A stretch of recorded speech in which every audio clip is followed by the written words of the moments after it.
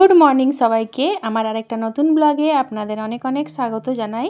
উঠান ঝাড় দিয়ে আমি এক গ্লাস জল নিয়ে বসেছিলাম। খালি পেটে জল খাওয়া খুবই ভালো, গ্যাসের সমস্যা হয় না। তো তার জন্য জলটা নিয়ে বসেছি। গাছটাতে দেখছি একটা খুব সুন্দর পাখি এসছে, তো আমি মোবাইলটা নিয়েই বার হলাম। পাখিটা দেখুন কি সুন্দর, একদম হলুদ আর কালোর মধ্যে। এমনি পাখি আমি প্রথমবার দেখলাম, খুবই সুন্দর লাগছে দেখতে। আজকে তো বৃহস্পতিবার, সব কাজ কমপ্লিট হয়ে গেছে, এরপরে করব পুজো। তো তার আগে ভাবলাম একটু জল খেয়ে নিই, তো জল খেতে বসেই ছিলাম।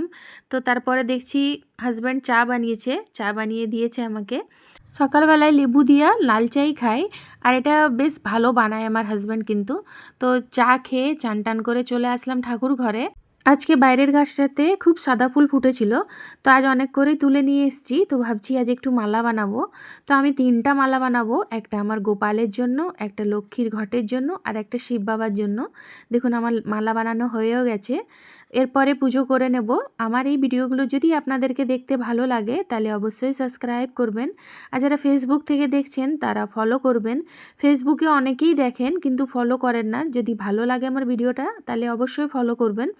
দেখুন মালা পরিয়ে দিলাম, খুব সুন্দর লাগছে বলুন। এরপরে করে নেব পুজো। তো তারপরে করব রান্না বান্না। পুজো আমার কমপ্লিট হয়ে গেছে।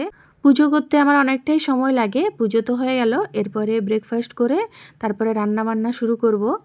আজ আমি কি রান্না করলাম চলুন আপনাদেরকেও দেখিয়ে দিই। এদিকে বানিয়েছি ভাত, সেদ্ধ আলু আর পেঁয়াজ দিয়ে পোস্ত, পিপা ছেচকি, করিল ভাজা, সাথে পনির আলুর তরকারি, আলু বেগুনের তরকারি সকালের একটু আছে, সাথে ডাল, আর কেটেছি স্যালাড। ভিডিওটা তাহলে এখানে শেষ করছি। সবাই ভালো থাকবেন,